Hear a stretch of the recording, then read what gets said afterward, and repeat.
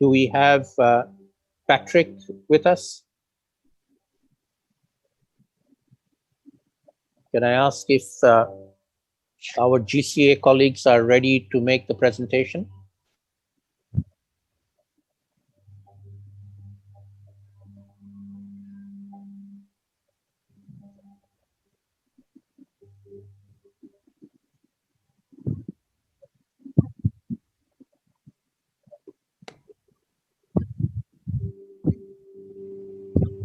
Is Mike or Jay on the line from GCA?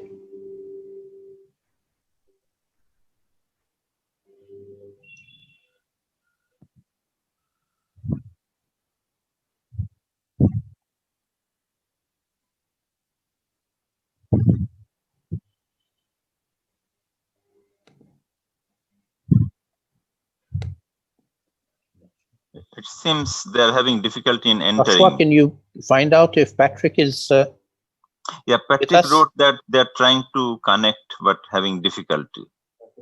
They're trying. Is connected? That's what we saw in the comment box. They're trying to connect. They're not admitted. Can you find out? No? Yeah, administrator of this program need to allow them to connect in. The easiest way was to come in through the long link that was sent most recently in the email. I tried to use the number that Mike sent me and it wouldn't admit me. Yeah, Zoom link is the helpful.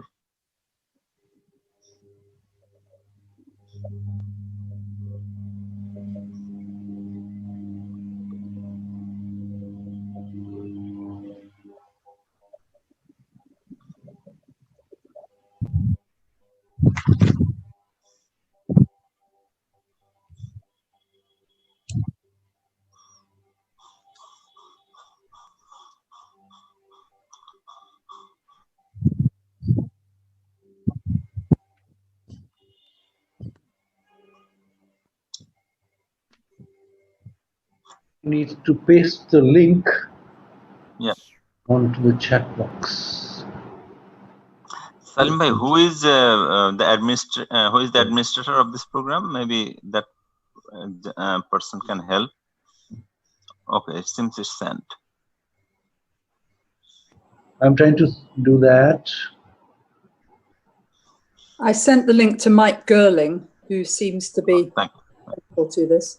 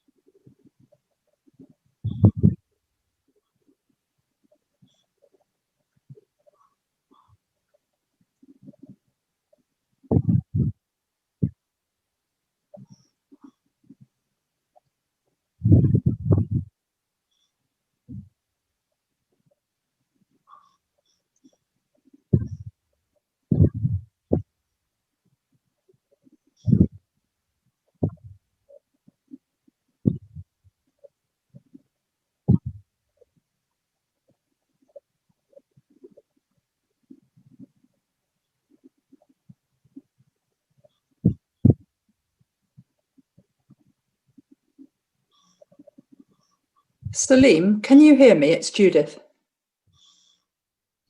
This is Can Ken. I request the tech people to kindly ensure that Patrick Verkuin, who is in the attendees forum, is allowed in as a panelist. He needs to make a presentation. Are we on mute or not? There he is. Okay. Patrick, excellent. Salim, see I'm you. really colleagues and friends. I apologize for Welcome. this. We can't really hear you yet, but let me kick things off, and then hopefully things will get working soon. Can you hear me or not? So good afternoon, good evening, everybody. Welcome to this partnership forum of the new South Asia Regional Center of the Global Center on Adaptation, which has just been launched an hour or two ago by the Honorable Prime Minister Sheikh Hasina of Bangladesh, together with Mr. Ban Ki-moon, former Secretary General of the UN and Chair of the Global Center on Adaptation. Also, we had statements from the Prime Minister of the Netherlands and ministers of the countries in the region. And then this was followed by a press conference, which went a bit longer. So we are sort of being a bit late with the partnership forum, but thank you all for joining us. My name is Salim Ul-Haq. I'm the Director of the International Center for Climate Change and Development at the Independent University Bangladesh. I'm also a senior advisor of the Global Commission on Adaptation, particularly on locally led adaptation, and it's my pleasure to moderate this discussion. We will start the discussion with a presentation by Mr. Patrick Verkuin, who is the Chief Executive Officer of GCA, and Dr. Rafiq Ahmad, who is the Director General of the Department of Environment, who are hosting this new center in Dhaka, in their new building in Dhaka.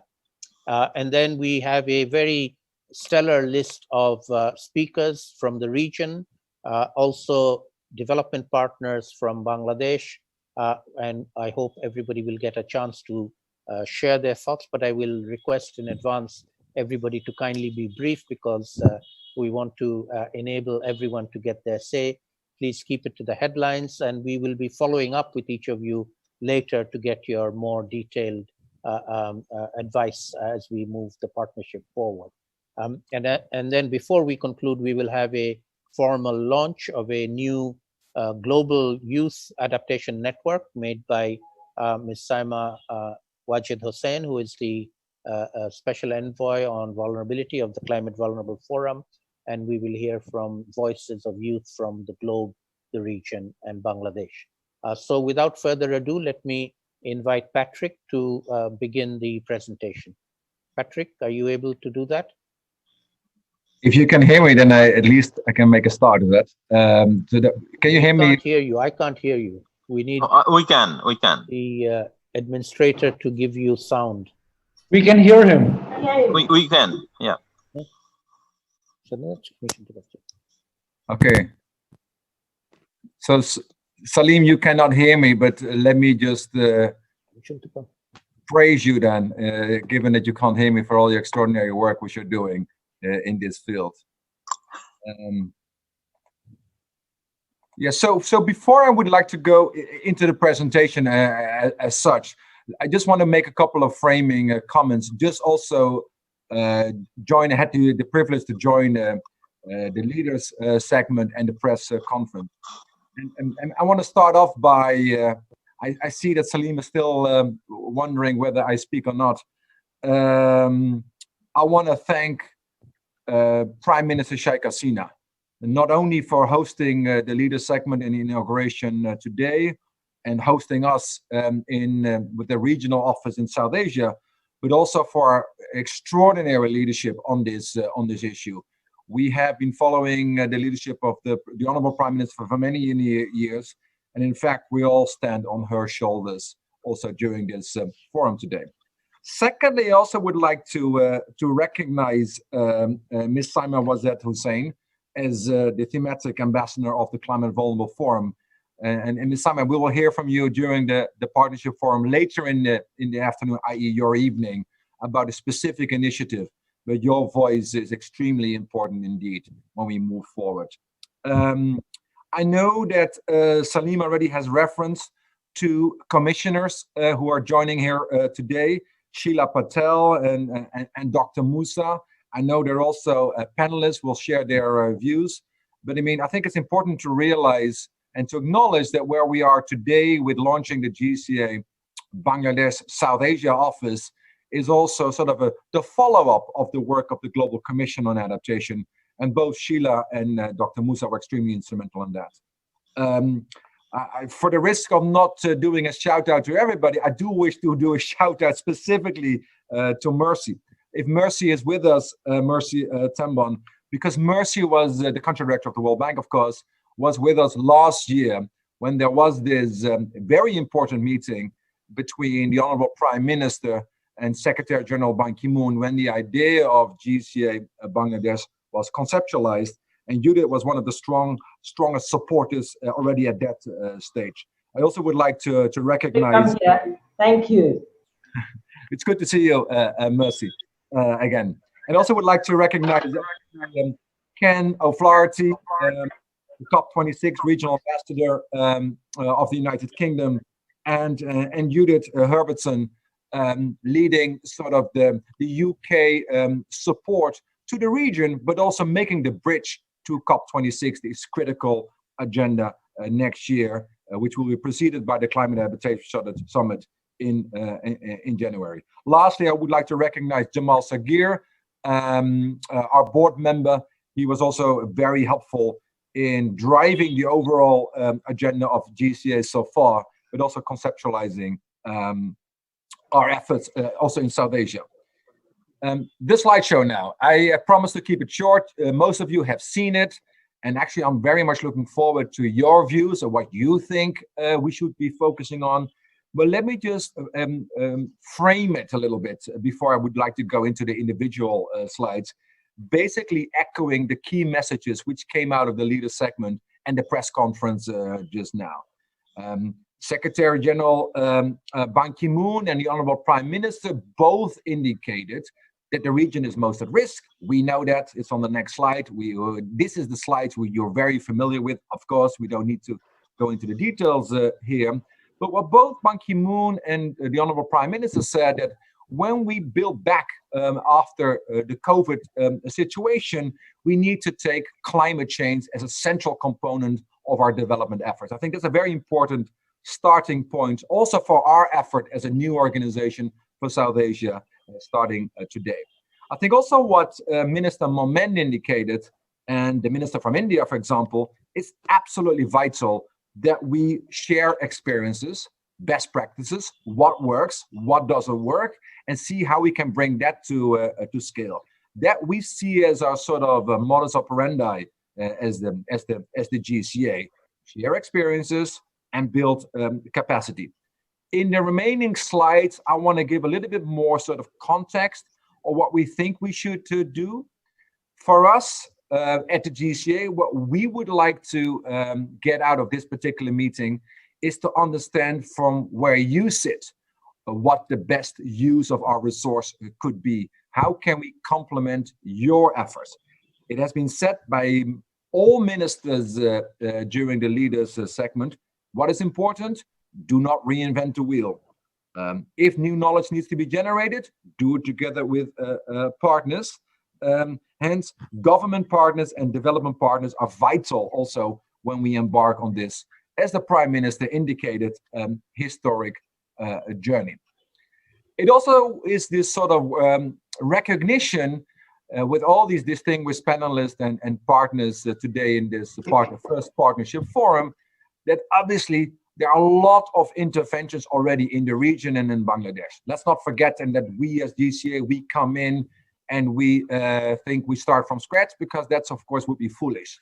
There are massive interventions, whether it's from the ADB or from the World Bank or from other partners, from UNDP or civil society organizations.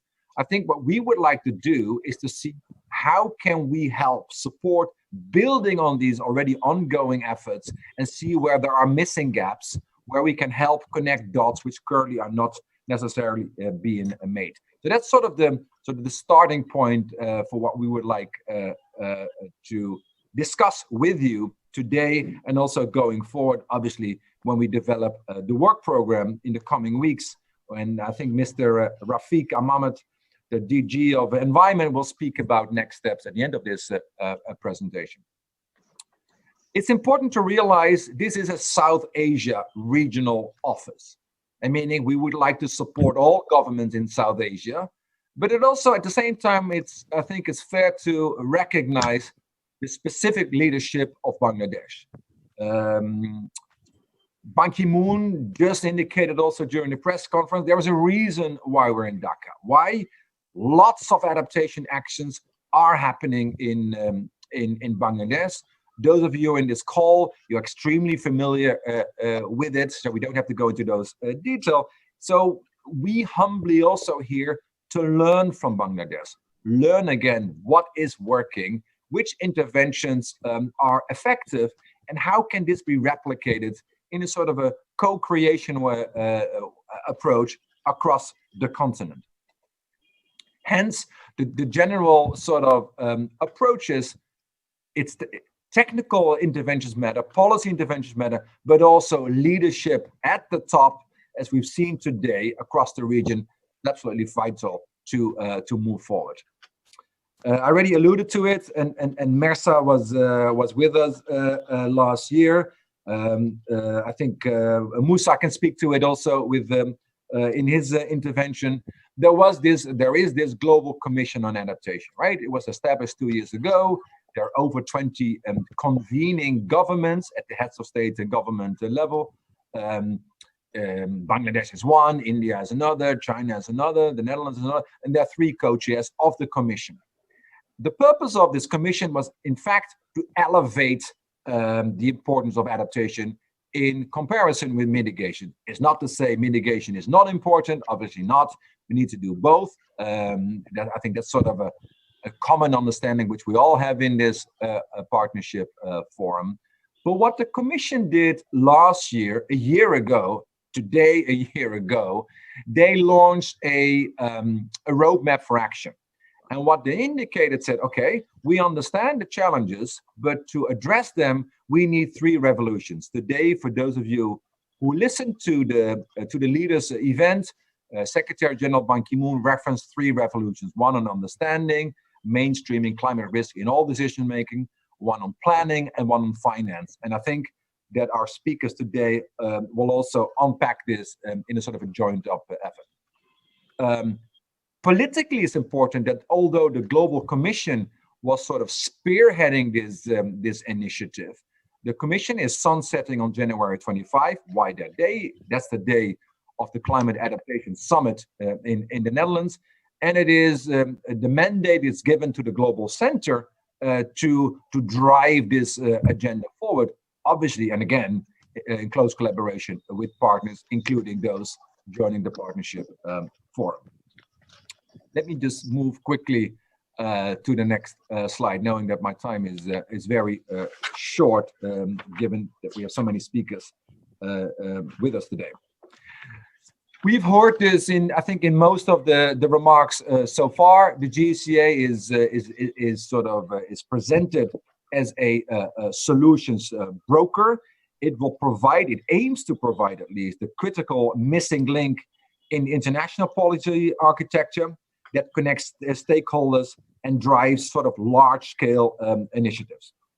The missing gaps, I think it's very important for us also to understand during today's dialogue and the ongoing dialogues further on, how you perceive missing gaps from where you sit, whether you are sort of the development director of FCDO, or whether you're the JICA Bangladesh office, or you work with Terry.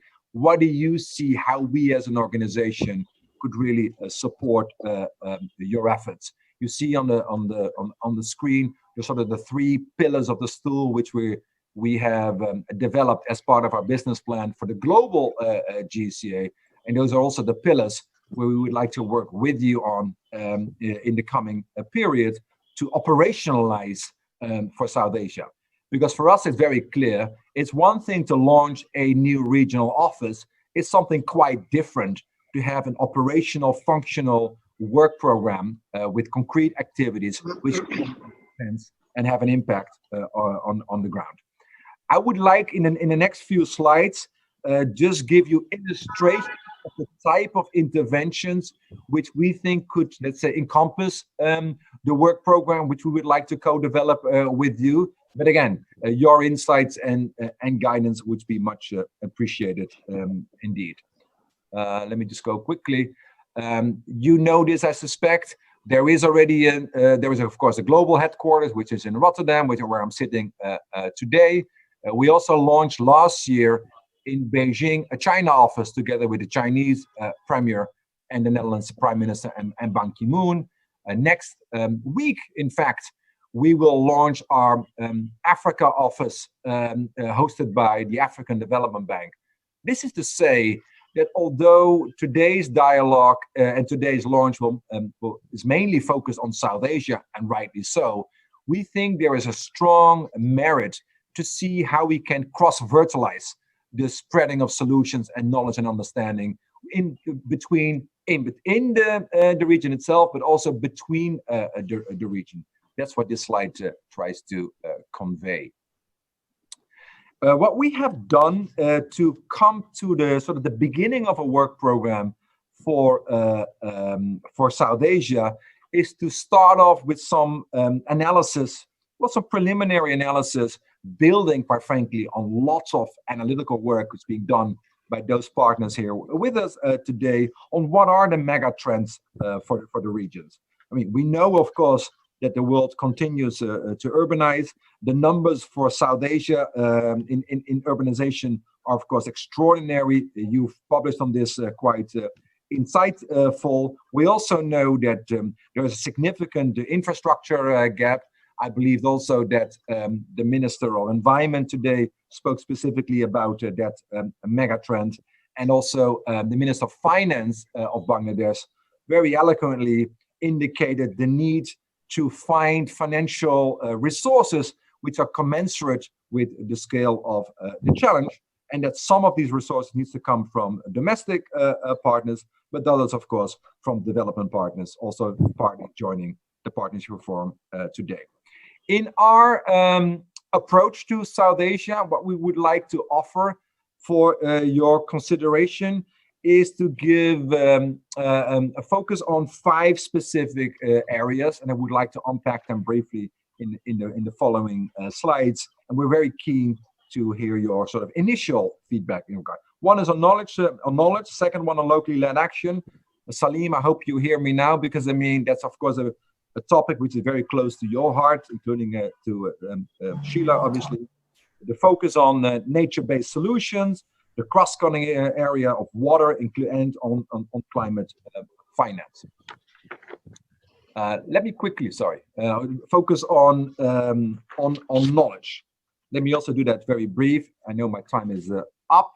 Is that our working assumption is this: we cannot make global progress, obviously, without systematic data. So we're very focused globally as an organization to basically provide services which systemize data solutions which are relevant for adaptation action. We will launch, as you can see on the slide, the first ever State and Trends report in January next year.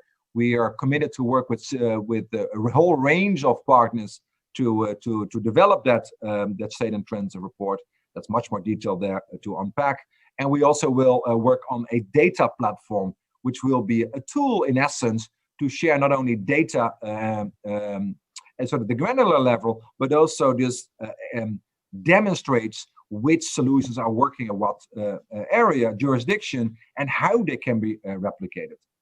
Salim and others, as you know, are hosting the Gobashana conference early in January. And I think also that Salim perhaps could talk about that during the conversation. A second topic which is critical is supporting locally led adaptation. This part on the left side of the slide you have seen over and over again. The reason why it's so important to highlight again is that sort of locally led action matters. It is effective, it's impactful, but again, it needs to be replicated at scale across the region, and that's what we intended to do. The GCA Bangladesh office, part of what we hope to establish as part of this sort of overall work program is very strong focus on of locally led adaptation. In fact, even sort of establishing a center of excellence on this particular topic at hand.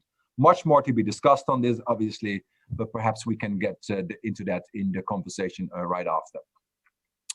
Nature-based solutions. I know when the visit of the UK minister 2 or 3 weeks ago, this topic was also very strongly presented and embraced, not only by Bangladesh, but I think it's sort of a cross-cutting issue which applies to the whole region.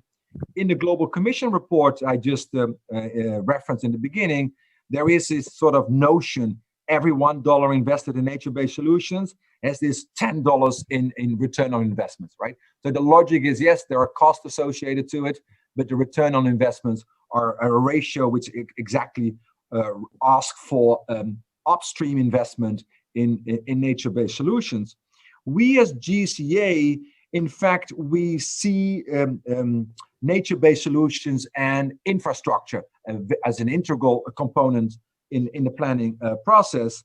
And what we have developed already in Africa, in Ghana so far, is an approach on how to operationalize the integration of nature-based solution upstream into infrastructure planning. And we're already in discussions with the government of Bangladesh how this could also, let's say, unfold in Bangladesh itself, but then also hopefully over time in the region as a whole.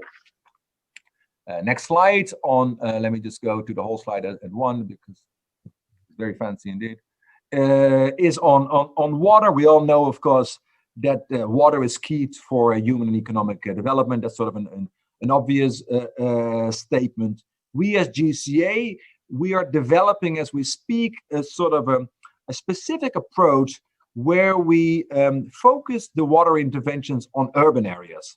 And in the coming 5 years, we aim to directly and indirectly support national governments and urban authorities to accelerate and scale urban climate adaptation through a name which is still sort of work in progress, a City Adaptation Academy, which we are developing together with the World Bank, C40, Slum Dwellers, and other partners. Next, quickly, on the Delta Coalition. The Honorable Prime Minister spoke about it also today. We know, of course, why deltas are important. I think that's already described at length. What we as GCA would like to do is to support the Delta Coalition. I think it's an important agreement, but what would benefit the Delta Coalition if it would be, let's say, if it would strengthen its effort on the ground interventions, on transformative capacity building and operational support. Advocacy, of course, is important, but it needs to be translated into on-the-ground support, and that's what we're committed to do. Part of that is, at the moment, we're leading with a sort of an evidence-based knowledge product together with the World Bank group to prepare a State of the Delta report, which also will be launched in early January next year. Finance, briefly, lots to be discussed on this. I'm sure many of the partners will raise this as well and have their views on how to move forward on this. Bottom line is this. The region, your region, has already very sophisticated public and private finance financiers, and we're really committed to work with you and others to ensure that climate budgets are prioritized and mainstreams, and that the full strength of capital markets, both domestic and international, are deployed. Very briefly on the CVF, I know that also, I assume at least, that Saima, Azad, and others can speak about this particular platform. We know what it is. We know that Bangladesh is the chair of this new leadership of the platform in the coming 2 years. The Honorable Prime Minister is chairing this. The Minister Kamal of Finance is chairing the V20 Finance Ministerial Dialogue. We are the managing partner as GCA of the CV. That's sort of our institutional linkage. It's a huge agenda which Bangladesh is pursuing in the coming 2 years. A very ambitious agenda as well. Lots to be said about it. There are 2 specific initiatives where I would like to ask your attention for. One is the V20 accelerated financing mechanism, which is currently being developed. We can follow up with you directly on the details. And secondly, there is a sustainable insurance facility, which is also currently designed in support of the CBF member states, including Bangladesh and others. On youth, I think I just want to skip over this particular slide. I think Ms. Saima will speak about this. We will launch it later in this partnership form. For now, it's suffice to say that this is an extremely important agenda for us and for the region to empower, let's say, the next generation and youth leadership to really drive and support adaptation action. I know I've been quite rushed in my presentation, and apologies for that. The reason for that is partly because I want to hear from you in particular what we should focus on, how we should operationalize our work program. And for that, I would like to give the floor to Director General Rafiq Ahmad for his views on how best to do that. Rafiq?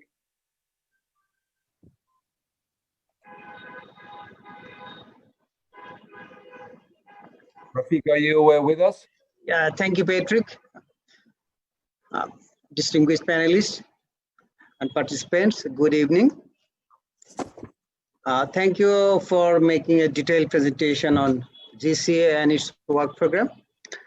It has been mentioned that GCA work program attaches high importance to locally led work program, and we know adaptation situation varies from country to country and within the same region, and even in the same country, different areas have different adaptation needs. So we have seen that the major components of the work program will include, that is coming up, designing an appropriate program, advocacy and knowledge acceleration, and capacity building. And under the work program, we have seen that water adaptation, nature-based solution, youth engagement, and resource mobilization will be main focus. So ideas and recommendations from all of you today, those are participating in the partnership forum, will be taken into consideration to revise and update the proposed work plan. And we'll also undergo some expert consultations. And we are happy to announce that our country, we have already gained huge experience. We have our local experts, we have our academia, we have our civil society, NGOs, development partners. So I think engaging our local experts and also engaging experts from overseas all will be helpful to revise and update the work program. And I think we'll take it into consideration. And once we finalize it, and we'll go for its implementation. And we hope that within this month, this work program will be finalized. So this is all about, actually, I am very brief. The presentation was very detailed, and it talked about everything. So I have nothing to say. And thank you very much for your time and for inviting us as a panelist. Thank you very much, Dr. Rafiq Ahmad and Patrick, for that excellent presentation. It's now my pleasure to invite the UK's COP26 ambassador for the region, Asia Pacific, Mr. Ken O'Flaherty, who will very kindly manage to make the time to be with us. So, Ken, I'd like to give you the floor, and in particular ask about how you might advise this center in the South Asian region to contribute to the agenda, particularly on adaptation for COP26 going forward. Ken? Excellent. Well, thank you very much for the invitation today. And on behalf of the UK COP26 presidency, I want to say how much we welcome the launch of the GCA office in Bangladesh today. We're convinced that there is an adaptation imperative, which the world will not meet unless we accelerate progress in South Asia in particular. And I'm convinced that the launch of this new office is a major step forward in that direction. So thank you. We're convinced also that Bangladesh, as others have said, is very well placed to be hosting the centre, given its remarkable progress on resilience over the last 2 decades and the tireless leadership and personal commitment seen by Prime Minister Sheikh Hasina. We also recognise the considerable technical expertise in Bangladesh, with many experts having been leading authors of IPCC reports. The launch is also very timely, given, as has been referred to, Bangladesh's chairing of the Climate Vulnerable Forum. It's clear that the CVF can play an important role ahead of COP26 by raising global ambition on building adaptation and resilience. We very much welcome that as COP26 presidency, and we know that climate change affects lives and livelihoods. It reshapes economies, landscapes, and communities. So action to adapt to the impacts of climate change, to build long-term resilience and avert, minimize, and address loss and damage is urgent across all scales and all sectors. We also know that nationally and locally driven action on adaptation will be key to be driving progress at the global level. And again, I think that's an area where the GCA office will play an important role. We look forward to seeing Bangladesh's own enhanced NDC and seeing how they incorporate adaptation and resilience if they choose to do so. And we also hope that as chair of the CBF, Bangladesh will call on other members of the CBF to deliver their commitment under the Jumemez Declaration to update and raise the level of ambition of nationally determined contributions by 2020 at the latest. For our part, the UK is committed to playing our part. We've doubled our contribution to international climate finance with an aspiration to allocate 50% to adaptation and resilience. It's important, we feel, to bring adaptation on a par with mitigation and ensure that we address the needs of the most vulnerable. We also led the adaptation and resilience workstream at the UNCAS last year with Egypt. Bangladesh again played an active role in that partnership and has signed up to the call to action. We look forward to extending that partnership and encouraging even more countries to join the initiative. We're now, as part of our presidency, running a COP26 adaptation and resilience campaign, and we want to make progress in 3 key areas where I would really welcome the support of the GCA. The first is to be building on the UNCAS call for action by driving forward and showing tangible on-the-ground action and that improves climate adaptation and builds resilience. The second is improving response and preparedness to climate-related disasters by, for example, working to deliver the risk-informed early action partnerships goal of making 1 billion people safe from disasters by 2025. And the third area would be increasing the availability and essentially the accessibility of adaptation finance to support delivering those objectives and help meet the gap, which is very clear at present. We will use our presidency to showcase solutions, opportunities in adaptation and resilience, and to advocate greater international action on adaptation. We welcome and encourage our Bangladeshi, Dutch, and other colleagues to be involved in that work. Before closing, I'd like to highlight 2 issues in particular. One would be around the importance of nature-based solutions in building adaptation and resilience. As our Minister, Lord Goldsmith, said in his visit recently to Bangladesh, it's already been mentioned, there are excellent opportunities to put nature at the very heart of climate action, particularly in the area of adaptation and resilience. We're clear regional cooperation will be crucial in that area, for example, by cooperating on the protection and restoration of coastal mangrove forests. The final remark I wanted to make was to stress the need to engage young people, which is a key part of our approach as COP26 presidency. Young people will be those most affected by climate change in the future. I'm convinced that there is a young, dynamic and active population in South Asia ready to play their part in building a more resilient future. Thank you very much.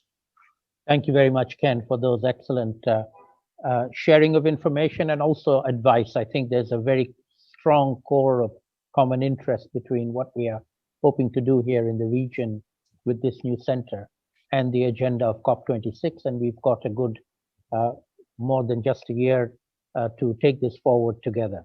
So we look forward to cooperating with you going forward. I'd now like to turn to one of the commissioners of the Global Commission on Adaptation that was mentioned by Patrick.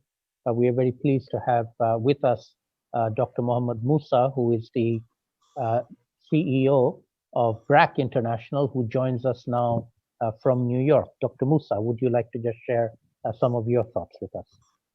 Thank you, Salimul Haq, Dr. Salimul Haq, and thanks for having me here, distinguished panelist. Actually, this is a special day. This is not just opening up of the South Asia Regional Center.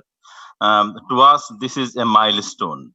This is a milestone towards the journey in which we have all been in promoting adaptation. It's actually a journey towards the movement we are in.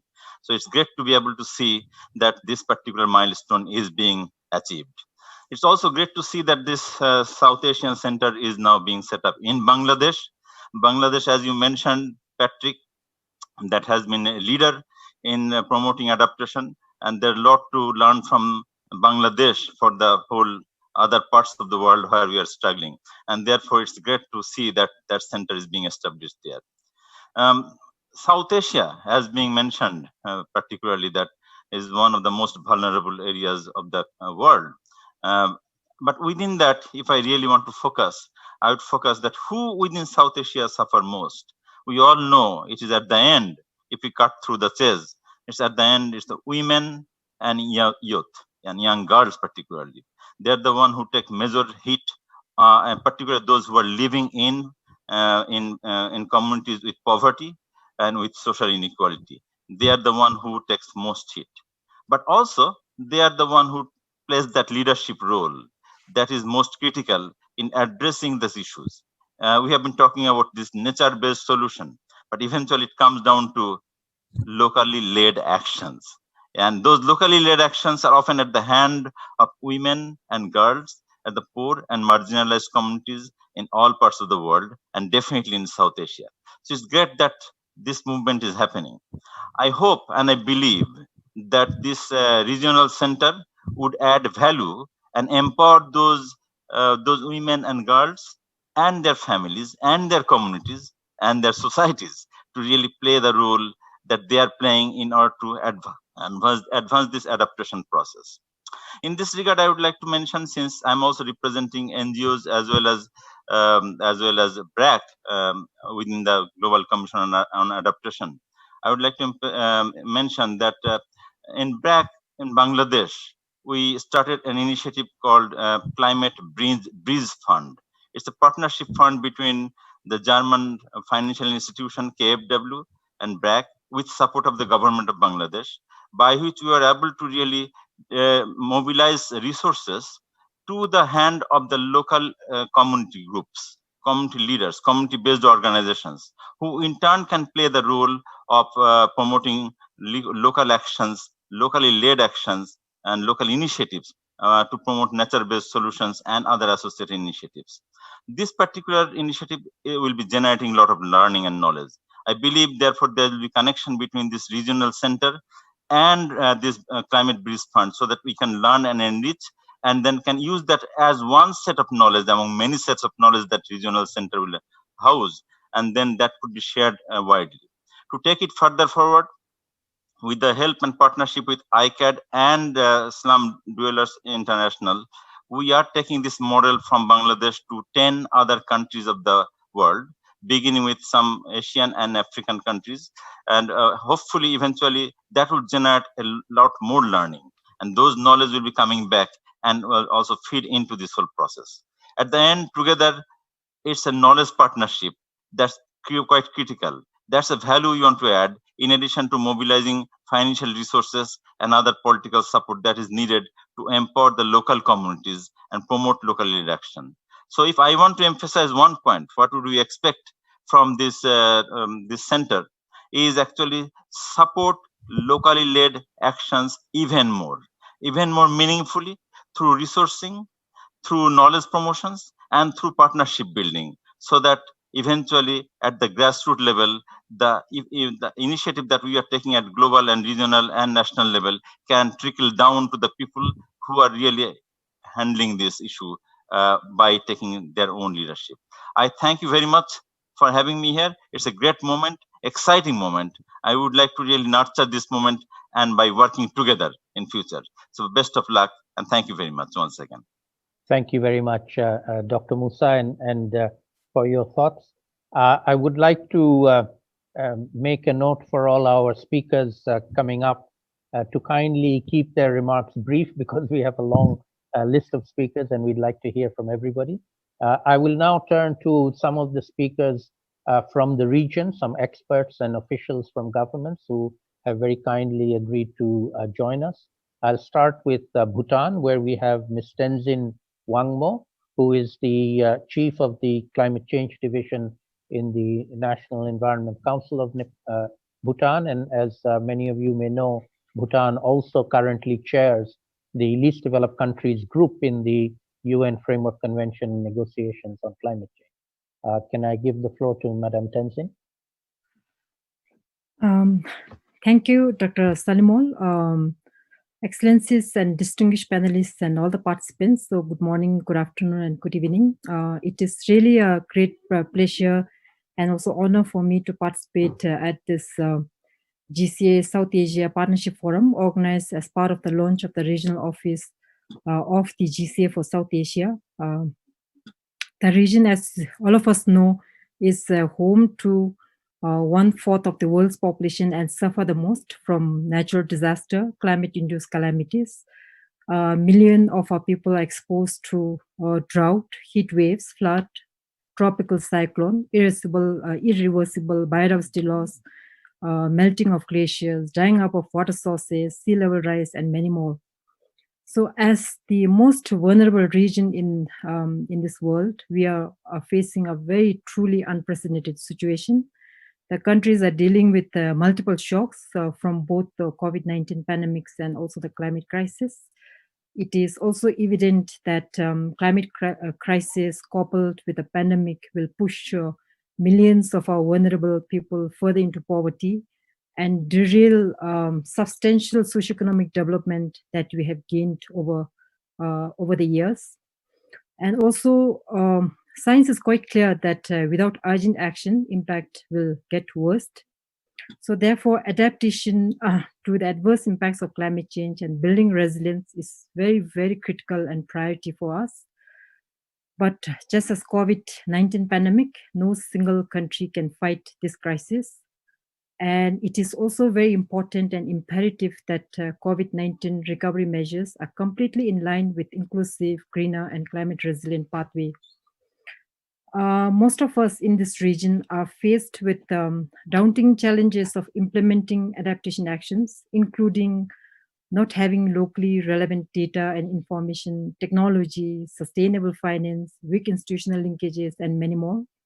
In addition, our countries also need scaled up capacity building in techniques and also technologies to conduct in-depth vulnerability assessment, identify adaptation options, assess adaptation cost for options and measures, and also our proposal for climate change adaptation to the international funding windows are often commended as a weak climate rationale, despite the climate challenges that we are going through on a daily basis.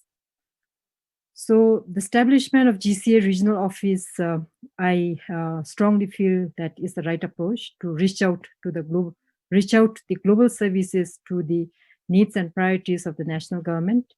And we really hope that GCA support can strengthen our efforts to reflect appropriate technical narratives on climate change, vulnerability, and risks.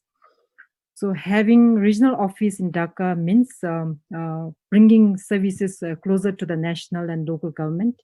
So we really look forward to collaboration, cooperation in advancing work in making relevance of the global effort to the local needs and priorities to maximize its benefit.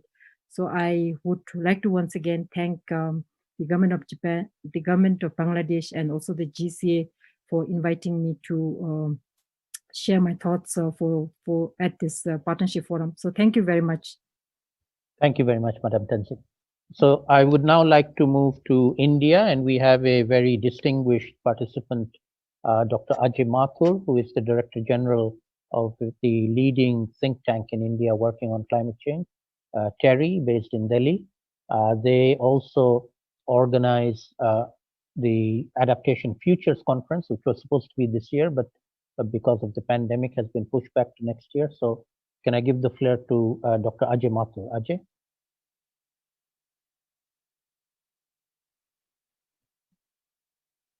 Dr. Mathur, you're muted. Yes. Can you unmute yourself? Salim, congratulations. This is indeed a wonderful day, and I want to thank you and Patrick for making possible having a global center for adaptation here in the region. I also want to thank your leadership, the leadership of the Prime Minister, in enabling Bangladesh and the region to take this global lead. In the region, we see a range of impacts, whether it is the fact that we now have monsoons, the monsoon rain is the same, but now we have fewer rainy days and therefore floods. Whether it is heat strokes, and we are seeing warmer days, much hotter days, and consequently more heat stroke and more air conditioning. We are seeing cyclones that are stronger. All of these impact us negatively. It is very clear, as you have said and as others have said, that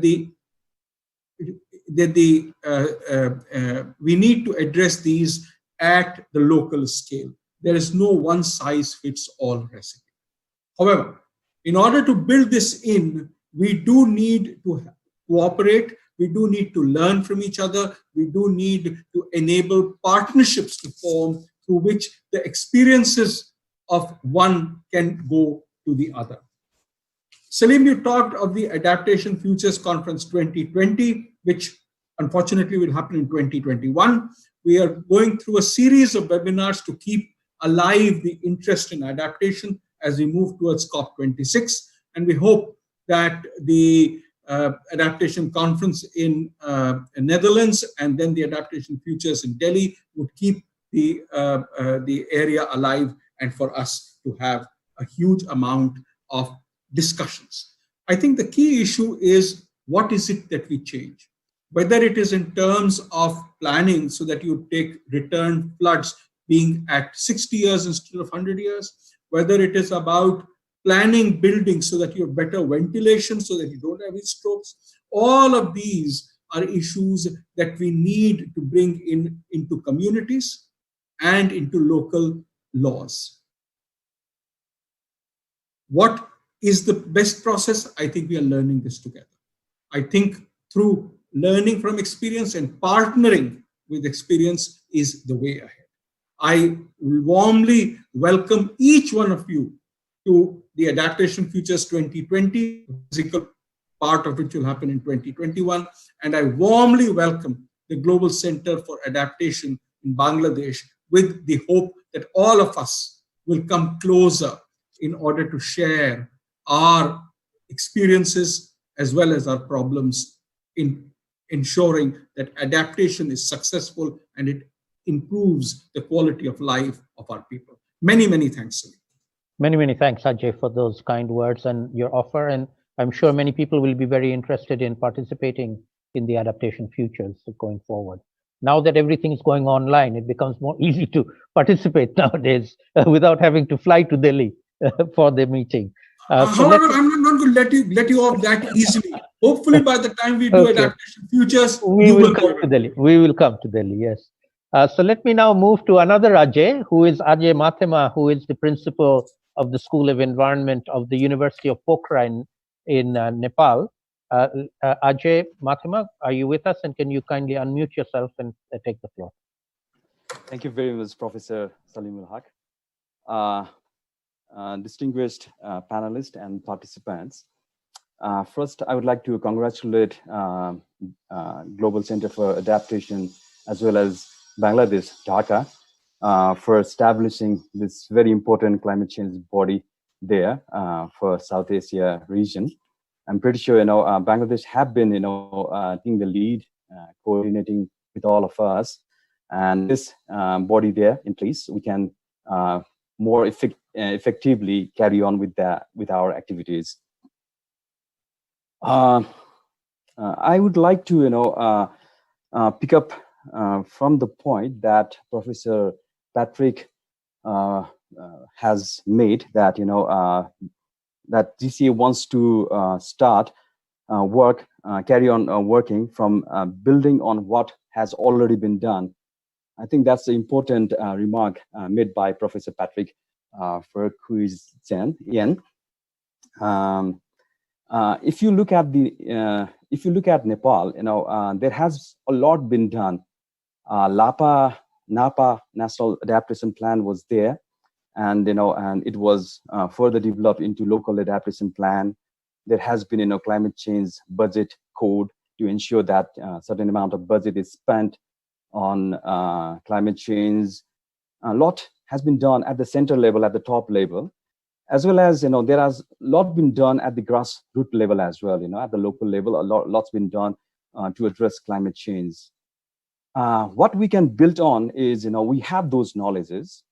Obviously, we need to further develop those two parts. Like you have to keep on developing more strategies. You have to build more programs and projects. At the same time, we need to gather more knowledge. There are lots of indigenous knowledge to address climate change at the grassroots level. We need to keep on building knowledge on that part. But the gap is, that the challenge is to connect, to build a link between these two, the top level and the grassroots level. If we don't build that link, we won't be able to effectively and efficiently carry out the adaptation. I think that is what missing in our case, in Nepalese case. So, if we address that, if we acknowledge and address that gap and build programs to connect this knowledge and the grassroots level, then we will be able to effectively carry out the adaptation programs in Nepal, at least in this, and as well as in the South Asia. That's what I think. And lastly, I would like to again congratulate GCA and Bangladesh for establishing this important climate change body. And I hope we will be able to work a lot, collaborate a lot in the future to more effectively carry out the adaptation plan. Thank you. I stop here. Thank you. Thank you very much, Ajay, for those thoughts, and we hope to continue our collaboration with all of you in Nepal going forward. It's now my pleasure to invite our very old friend from Pakistan, Dr. Ali Tawqir Sheikh, who is currently with the Water Environment Forum of Pakistan and has been a very active person on environment and climate change in Pakistan. Ali, if you're with us, please unmute yourself and you have the floor.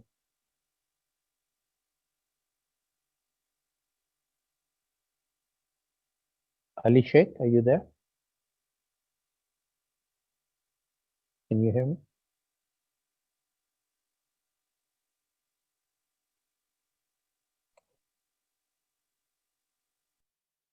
If not, then perhaps we can. Ali is there, but he's on mute. Ali, can you unmute yourself, or do you need to be unmuted?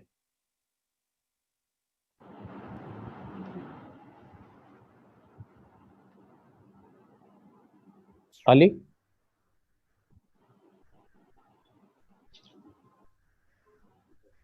It doesn't work. We can't hear you, Ali. In that case, let's move on, and then we can come back to you once we sort out your microphone. So the next speaker I would like to invite is from Sri Lanka, is Dr. R.D.S. Jayatunga, who is the Director of the Climate Change Secretariat of the Government of Sri Lanka.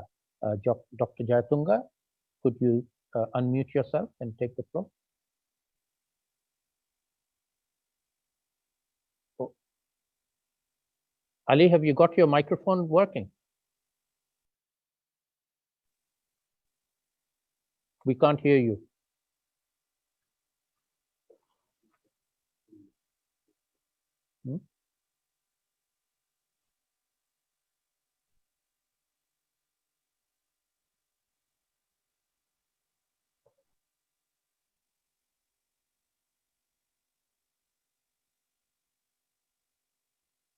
We can see you, but we can't hear you.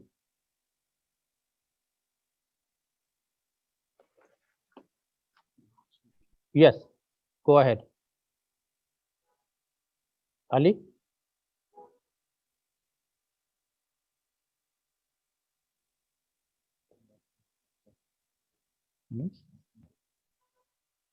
No, we can't hear you. Try unplugging and plugging. Can I ask the controllers to kindly allow Ms. Sheila Patel into the panel? She is waiting in the attendees, and also Mr. Jaitunga. They are in the attendee program, but they need to be in the panel.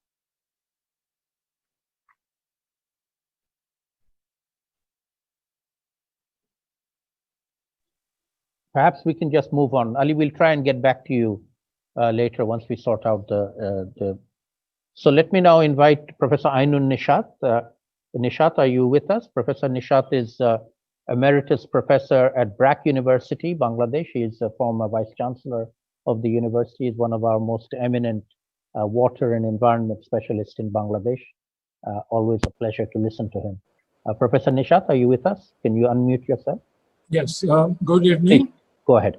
And I agree with the previous speakers that this is an exciting event, that a research center is about to be launched. It has just been launched a few minutes back. And from what I heard so far, possibly this center would focus more on action research and ground level work with the youth and local communities, etc. Now, the invitation letter that came yesterday, again, it came earlier also, requested the speakers to focus on certain selected area where the speaker is interested or would like to pay attention to. Based on that, I will just make 2 or 3 points very quickly. First, like other countries, Bangladesh is also experiencing natural disaster.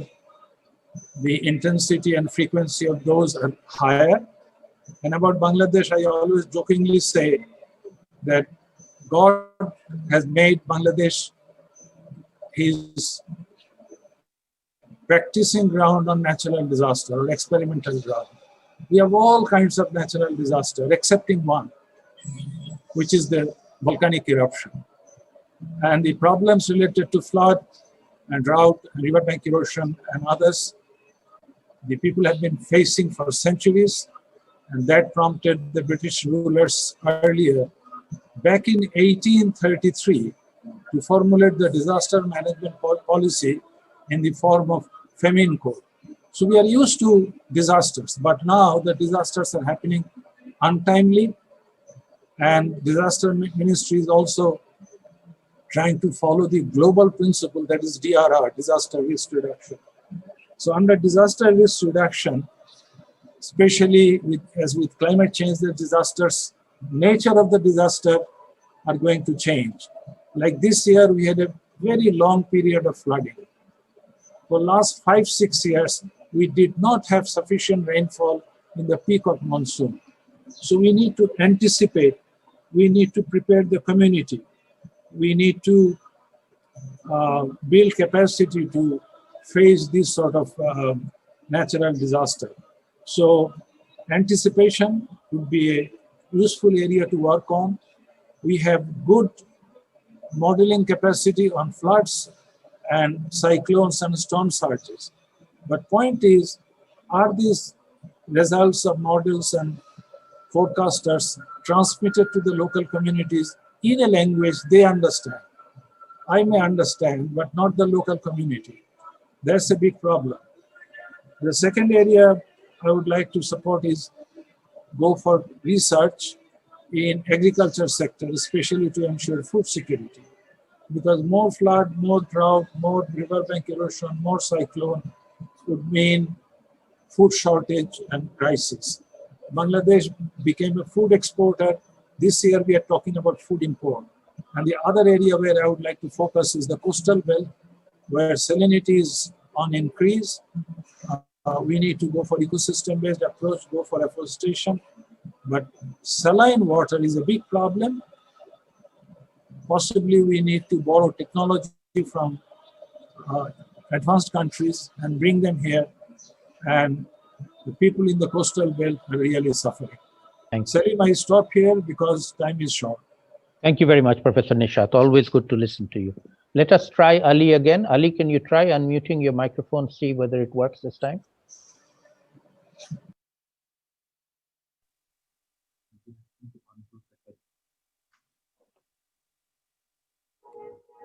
Have you tried unplugging yourself? If not, then let us move on because time is running out. So let me move on now to Ms. Can you hear me now? Yes, yes, go ahead. Go ahead. Oh, I'm so sorry. Sorry about this hiccup. Congratulations for the launch, and thank you once again for bringing the community, South Asian community together. I just wanted to pick one point about urban adaptation. The figures given by Petrel that there will be more than 70 million people in informal settlements, and they'll be most vulnerable ones. The question is, how do we begin to have urban adaptation woven into their resilience plans? And I just want to spend 1 or 2 minutes on this. It seems to me that as South Asian cities are not very dense in per capita, per square meter population, the urban sprawl is growing rapidly in almost all cities. And their commuting time is huge. Informal transportation and congestion is bad for the health and bad for the emissions. So the question is, if we could begin to address that in 3 different ways, and that I'll try to say in 1 or 2 minutes. One is part of urban adaptation, solid waste management issues in urban cities of South Asia. Second is increasing their density by having different kind of zones and particularly mixed zoning so that the cities become more inclusive than having the poverty on the fringes. And third is having public transportation system for low carbon transportation in the cities. If you could begin to work on that, the question will be, we'll have its mitigative steps that will reduce carbon emissions. As our populations grow, our carbon intensity will not be very high, but the carbon intensity of informal, unplanned growth of the cities will be very high. So we need to address that. The second point that I wanted to make, because of the incidence of urban flooding that I think Ajay Mahathur also talked about, is there a way for us to have urban storm water linked to groundwater recharging that we need in many cities, as well as recharging of wetlands? It is possible. Recent flooding in Karachi offer a very good case study whereby it has exposed our limitations. We wasted the storm water. And the question is, now that we are working with the city government and the provincial government to see how an integrated approach can be inculcated into planning so that resilience is mainstreamed. And that can hopefully be at the heart of ecosystem-based approaches, whereby the encroachments on the urban lakes and storms and streams and nalas are either reduced or moved or managed in such a way that we do not narrow the passage of water that causes urban flooding. So these are some of the thoughts that I wanted to share in 1 or 2 minutes to see how best some of these examples that are emerging in South Asia can be showcased for our mutual learning from each other. Thank you. Thank you very much, Ali, for those excellent points, particularly on urban water resources, which will be one of the areas we will focus on. I'd now like to invite from Sri Lanka, Ms. Vosita Vijanayake, who's the Executive Director of Slycan Trust. Vosita, if you're with us, please unmute yourself and take the floor. Thank you very much, Professor Huck, and for the opportunity to share my thoughts and work on Sri Lanka. I think Dr. Jatube is on the call, and he also requested me to add a few points on Sri Lanka's work on national adaptation plans. So I'll just add what he requested first. Sri Lanka has got the NAP readiness proposal approved 2 weeks ago. And also we are continuing the work on provincial adaptation plans. So similar to what happens in Nepal related to NAPAs, there's work happening at provincial level in Sri Lanka to develop activities linking with national adaptation plans. So that's on behalf of Dr. Jayatunga that I'm adding. I'm representing Sly Can Trust. We work as a think tank, and it was very interesting to see the areas that were presented as key areas because it interlinks with some of the work we're doing. So on knowledge management, we work with ICAD also on this. We have a portal that we've developed called the Adaptation and Resilience Portal, which shares knowledge products, research papers that relate to adaptation.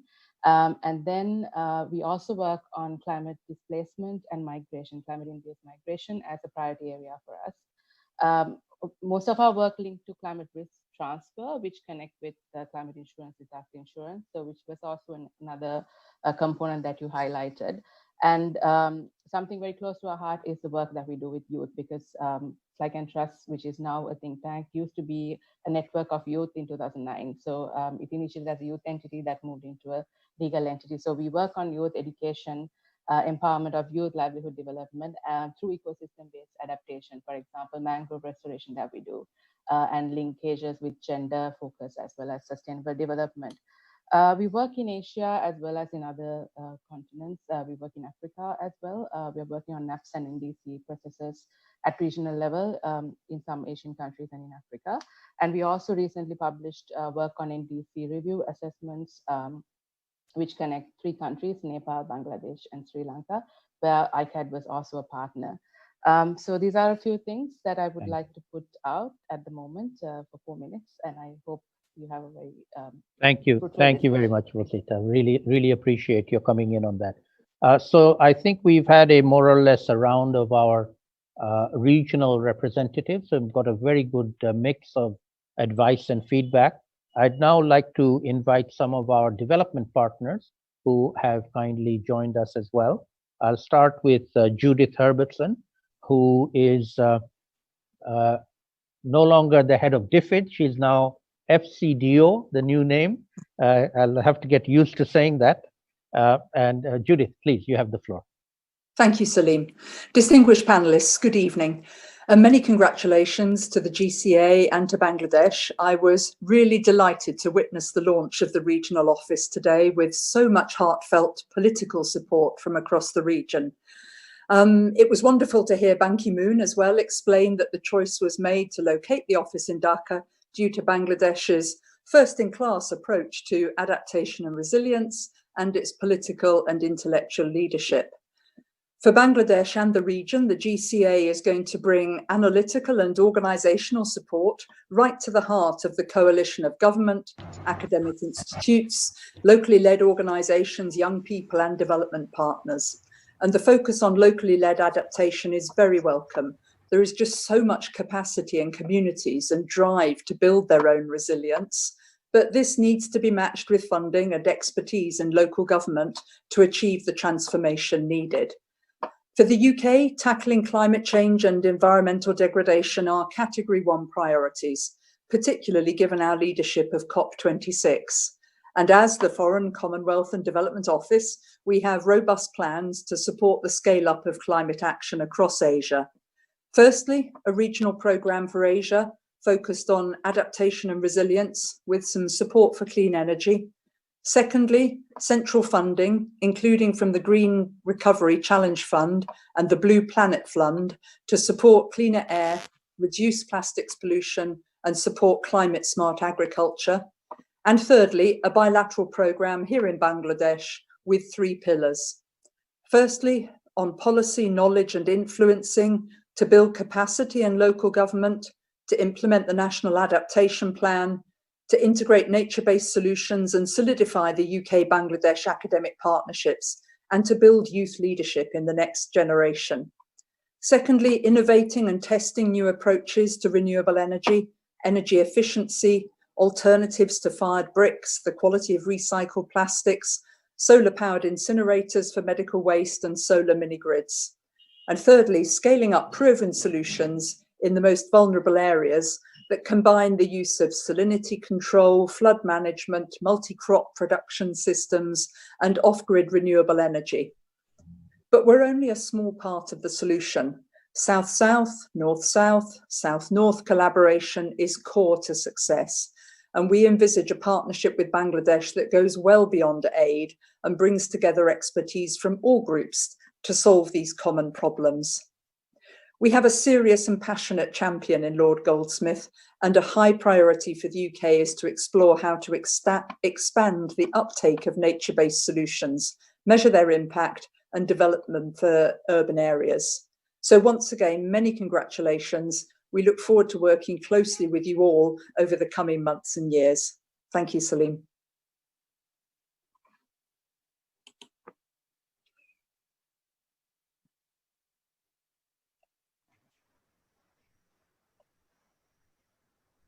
Okay.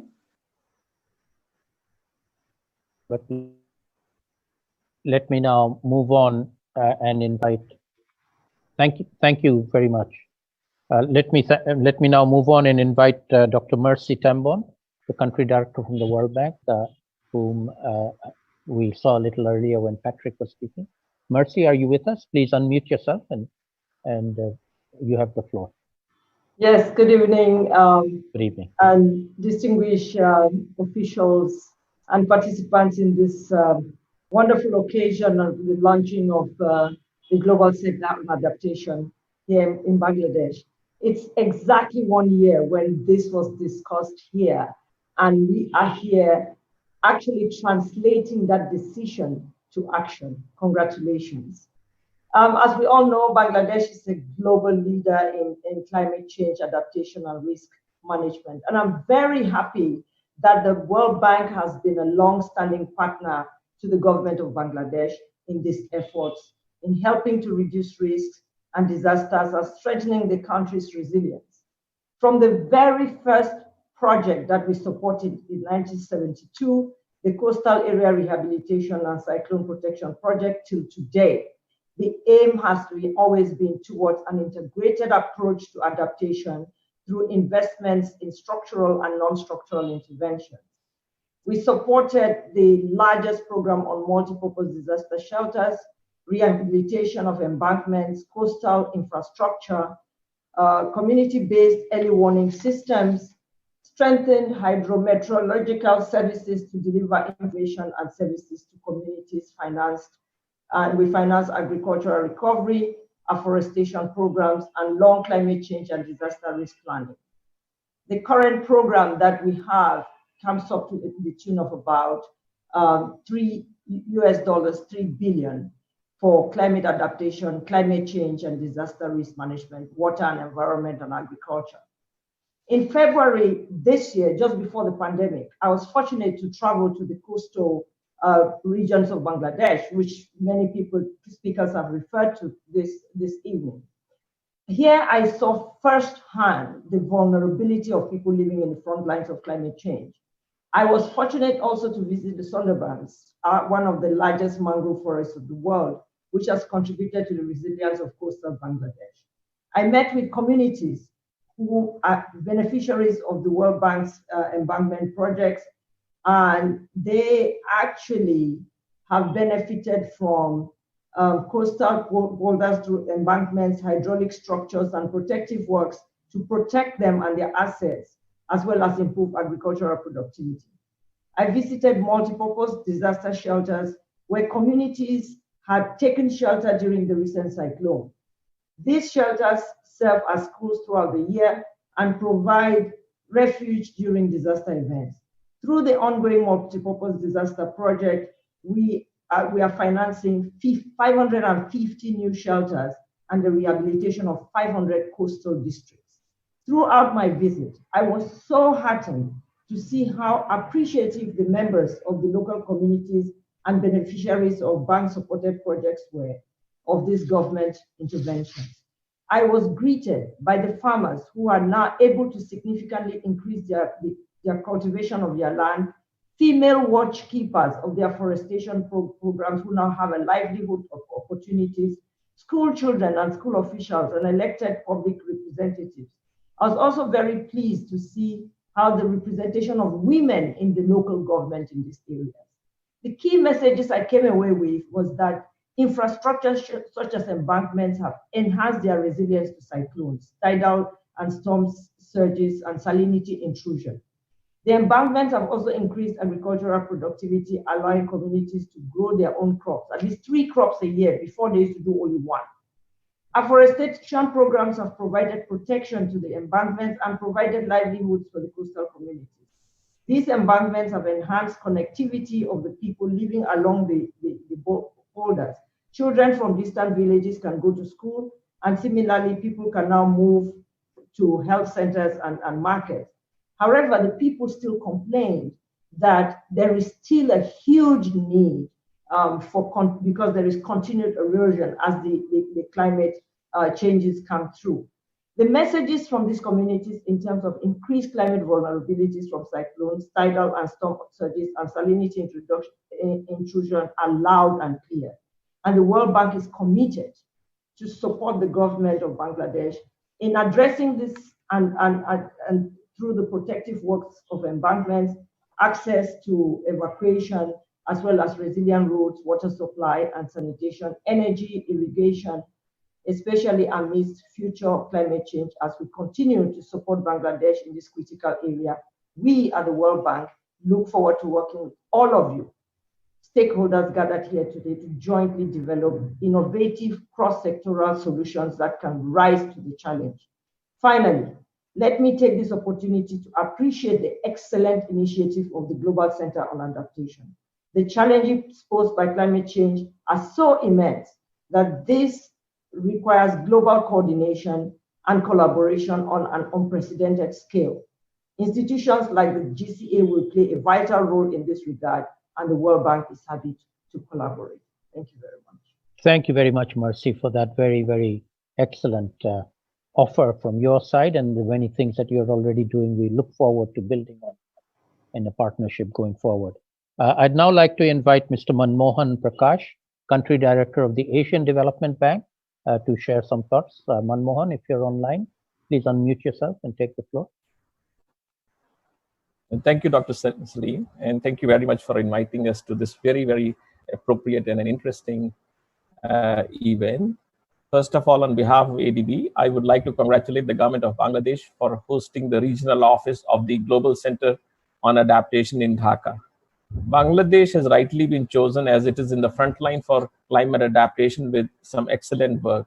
A regional center with the blessings of GCA is a win-win solution for the region. COVID-19 has brought many realities to the fore. Together with climate change, COVID-19 today risks millions of poor and vulnerable people sliding back into poverty because of this pandemic. There is thus a need for us to change our behavior and development priorities. COVID-19 is a disease that happened due to our uncommon behavior. Human beings encroached beyond natural boundaries of the food chain and are paying a heavy price for it. The wild animals must live in wild areas and their natural habitats not tampered with, and they must be allowed to coexist. Disrupting everything that is natural is not good and has implications. Adaptation is all about nature. I have often said there is enough for human need, but not for human greed. And that's one reason why I have always said adaptation is more important than mitigation. It teaches us to live in harmony with nature. Our priority before is to live in harmony with nature, and it will help all of us. We should harness local solutions. I was very happy to hear the preference and the priority on local solutions. We can learn from international experience. However, adapting these solutions to local environment helps them to make them more sustainable. I have always been admired by Netherlands, a country that has learned to live in harmony with nature, or else it would have perished. So the first key message from my side would be think globally, act locally. Second, we must embrace changes that will help us to pick the right choices as we develop. For example, the infrastructure investments are long-term investment decisions and impact generations. Adopting life cycle costs and new technologies can help us achieve sustainable and inclusive growth in fewer years and a fraction of cost. The resources are finite, so evidence-based knowledge, which I think was talked about, is very good. Few areas we have new technologies, and these can help in crop diversification, rainwater harvesting, coastal protection, forests, control flooding, sedimentation accumulation, for example, for floodwater riverbank management, mangrove restoration and regeneration, early warning systems, and so on for Bangladesh. ADB has been a very proud partner with Bangladesh, and for us, climate adaptation is a key priority. We have mainstreamed climate issues into all our operations. We are changing the face of transportation by building railways, helping coastal towns to build climate resilient infrastructure, including improved drainage, flood protection, and cyclone shelters. We are helping Poroshbhas with climate risk information land use planning. We are also helping Meghna River to remain pollution free and can help give good quality water to Dhaka city. We are helping sustainable urban planning, not only in tier 1 cities, but also in cities like Jashore, Khulna, secondary towns, and coastal towns. Friends, to conclude, Bangladesh enjoys a huge bounty of nature with huge water resources, alluvial soil, mangrove forests, large coastline, but this also leads to vulnerability in the face of forces of nature. It is therefore important for us to use pay and prosper. I like it, the pay and prosper. We owe it to our children, to our next generations, that we leave a more habitable world for them. With the kind of population increase that is happening, if we don't change our priorities, don't get them right, we would be gone, the mankind would be gone. Hence, all of us today should embrace the principle of pay and prosper for all the development work we do. Let me close by congratulating Bangladesh, a country that I admire, once again for being chosen as the Center for the South Asia Regional Office. ADB is committed to support this country and this center. Thank you very much. Thank you very much, Manmohan. We look forward to working with you in future, particularly like the small town urban development areas, very dear to my heart as well. Sure. I'd now like to close this session by inviting Sudipto Mukherjee, who is the resident representative of UNDP Bangladesh. The head of UNDP, Achim Steiner, is also one of the commissioners of the Global Commission on Adaptation, and UNDP has been a key partner going forward, and UNDP is also the partner that is involved in helping the government with their national adaptation plans. So we look forward to having a good collaboration with UNDP going forward. Sudipta, would you like to unmute yourself and take the floor? Thank you, Professor Salim, and I want to sort of say hello to all climate action champions and all protocols observed. I want to keep it very short. Let me start by first reiterating UNDP's commitment to stay the course and stay with Bangladesh and continue the journey together. As a development, one of the long-serving development partners of Bangladesh, particularly both in climate action as well as in institutional development, we would certainly like to join efforts to make sure that the center has the most organizational effectiveness possible to be able to serve not just Bangladesh, but to serve the whole region and in turn the whole globe, the whole planet. Secondly, as somebody who is actually personally mandated to support Bangladesh, we would like to help globally position Bangladesh as a leader of the global south, not just in climate change adaptation, that everybody has said, but also to boost its international profile for all of the human and social development successes. There are numerous examples of this. And so I would like us to start thinking on and discussing what needs to be done to make this center one that is a real unparalleled excellence, center of excellence. And then, as many of you have already spoken, I would like to mention that let us just not focus on innovations, but innovations, and to mention Achim Steiner here, since you mentioned him, that innovations that would help us accelerate our progress towards Agenda 2030. Now, I just want to pick up 3-4 areas. I won't get into what UNDP has been doing, but 3-4 areas which have always felt that we should seriously consider in the context of work on adaptation. The first one is a much better and evidence-based appreciation of the nexus between poverty and climate change adaptation. Poverty also reduces capacities to cope and adapt, and so we need to understand better in order to get the best outcomes in terms of climate change adaptation. by also looking at complementary development interventions. We've not been allowed to use some of the funding available on development investments, but to clearly focus only on climate adaptation. The second area is acknowledging that adaptation can only happen up to a point. How we can more systematically look at planned urbanization. Many of you have spoken about urbanization, so that we can meaningfully, the cities of the future can meaningfully absorb large volume of migrants on the one hand. On the other hand, we can actually invest in portable skills from the coastal areas where people are likely to be able to be forced to migrate, so that they can actually blend and actually get it sort of integrated into the urban labor markets. The third one is to really understand, and this is what COVID has taught us, that when you look at livelihoods adaptation in the climate change context, to really understand the whole supply chain much better. We've been investing so much in shrimp cultivation and crab fattening programs, but with COVID-19 and the global supply chains being disrupted, our entire export market has gone down. So we really need to understand better. And the last one, and I cannot say this more and more sort of often, the impacts of climate change, and many of you have mentioned this, are gendered, and women are disproportionately affected.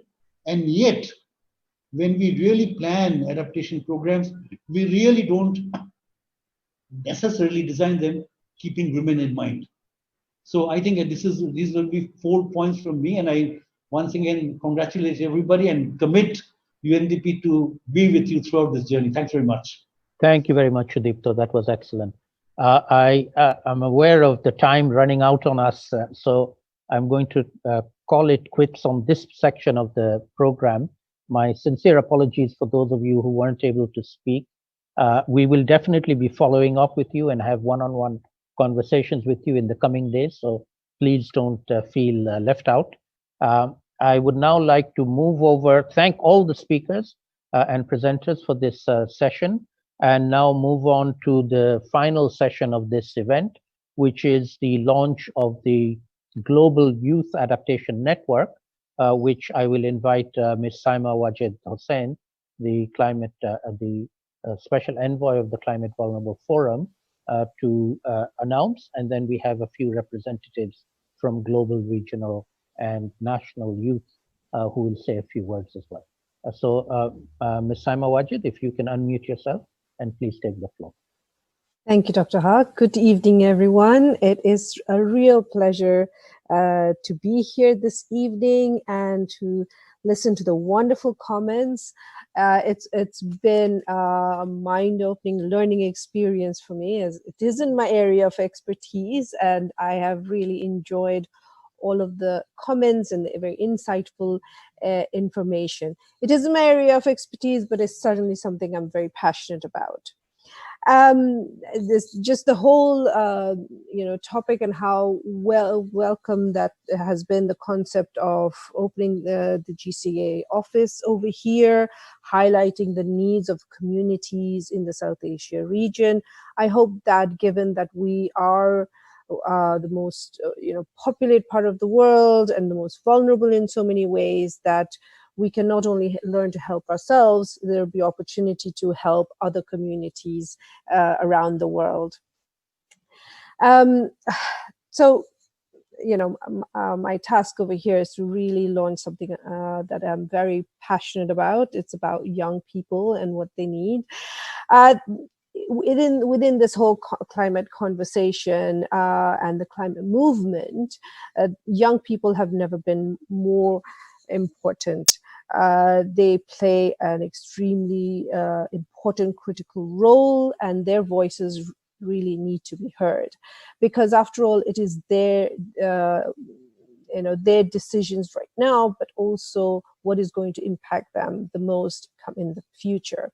Young people act as powerful agents of change, and are needed now more than ever to bring in their new ideas and their ambition to make a difference and be effective in their communities. They can help develop adaptation solutions, and many of them are doing that within our communities, especially in Bangladesh.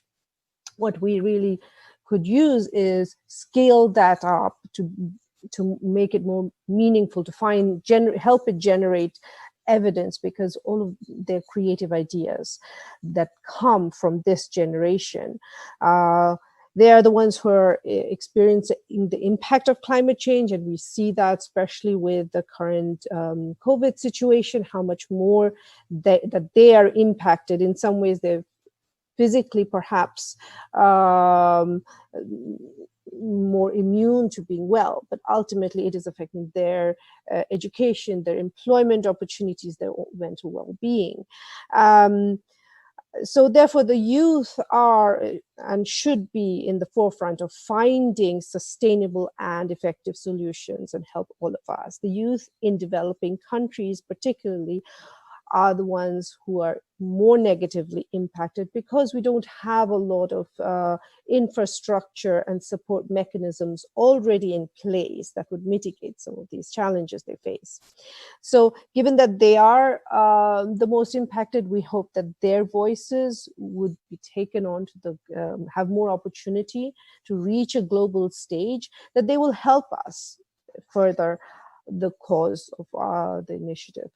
As the Climate Vulnerable Forum ambassador for vulnerability, I have to say that particular group was not much discussed here, but I guess that's where I come in. That's my job to talk about the different vulnerable groups. I want to dedicate my work as part of the envoy to changing how we converse about climate change, because we really need to find a more holistic approach. And given that we come from the approach, my approach is looking at the needs of groups that are additionally vulnerable. They are the ones who are going to benefit the most. We may be vulnerable, but we are not powerless. However, when we live with disability, or we live with trauma, or we live with underlying mental health condition, or we live in extreme poverty, we are even more powerless. The youth, however, as we have seen in the last months, especially in this global pandemic, are incredibly resilient. We see that especially in Bangladesh. And I believe working with the youth is the most compelling way to alter our discourse and bring new energy to this ongoing debate that all of us have been a part of. While giving voice to a younger generation and using their views that a lot of the times we tend to overlook, I have no doubt that through the voices and actions of youth, we can change the conversation and drive real action where they will help us find solutions that work for them. I'm therefore very pleased that the GCA is supporting the youth leadership as one of its core program areas. This is something that Bangladesh has also been taking a lead on with youth-led organizations like YouthNet for Climate Justice, the International Center for Climate Change and Development, ActionAid Bangladesh, which are working on issues of climate issues, as well as the Young Bangla Network, which they had a 3-day conference and Let's Talk sessions. They're run by the Center for Research and Information.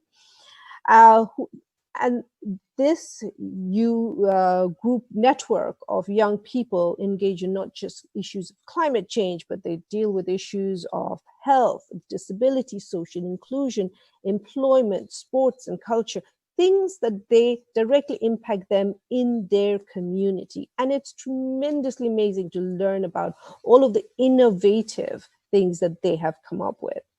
Most recently, the Coastal Youth Action Hub and the Bangladesh Scouts have also contributed their experience to delivering education and skill-based adaptation programs to the global scouting movement, with its environmental programs reaching millions of young people around the world. Recognizing the expertise on youth leadership that Bangladesh is able to contribute to, I'm very pleased to announce today the launching of GCA's Youth Adaptation Network, or YAN.